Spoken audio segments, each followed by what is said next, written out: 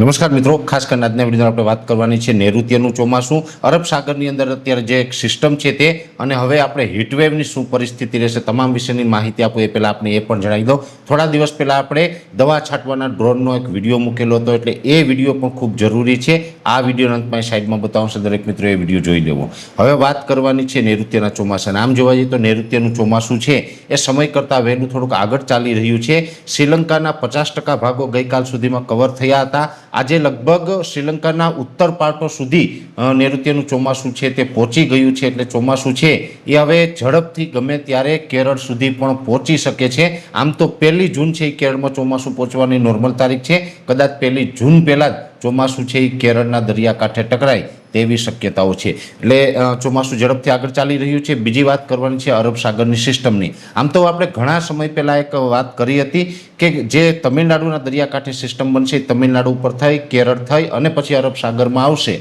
અને એ જ મુજબના ઘણા બધા મિત્રોના કાલે પ્રશ્ન હતા કે એ સિસ્ટમનું શું થયું. જો કે આપણે ગઈકાલે પણ વાત કરી હતી, આજે પણ તમને સમજાવું કે એક જે તમિલનાડુના કાંઠે સિસ્ટમ બની હતી એ તમિલનાડુ ઉપર થઈ, કેરળ ઉપર થઈને અરબ સાગરમાં, જે આપણું પહેલાં અનુમાન હતું એ જ મુજબ અરબ સાગરમાં આવી છે. ને એ અરબ સાગરમાં અત્યારે સક્રિય થઈ છે. અપર એર સાયક્લોનિકના ભાગરૂપે અત્યારે એ સિસ્ટમ સક્રિય છે.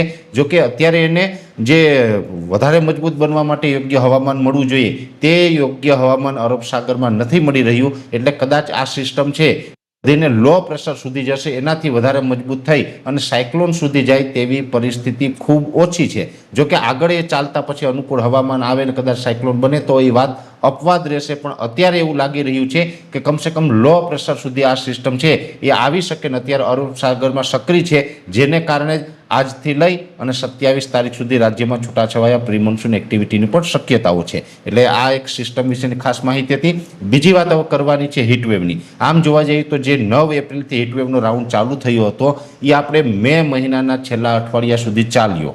હવે અત્યારે જોવા જઈએ તો અત્યારે પણ એવરેજ તાપમાન છે લગભગ 37 થી 39 ડિગ્રીની રેન્જમાં છે. આઇસોલેટેડ વિસ્તારમાં 40 ડિગ્રી આસપાસ જોવા મળી રહ્યું છે. આવનારા 3 દિવસ પછી આ તાપમાન હજુ પણ ઘટશે. જો કે આજથી તાપમાનમાં ઘટાડો થવાનું ચાલુ થયું છે, પણ હજુ આવનારા 2-3 દિવસની અંદર તાપમાન વધુ ઘટી શકે છે.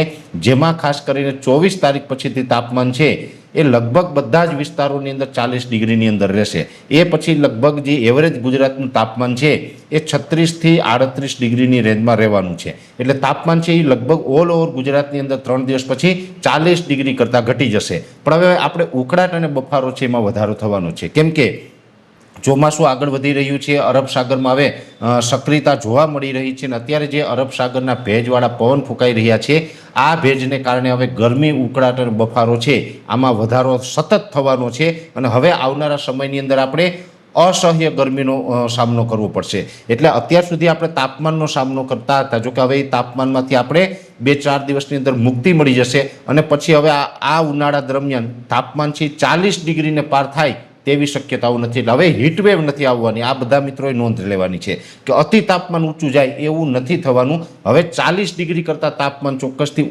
નીચું રહેવાનું છે.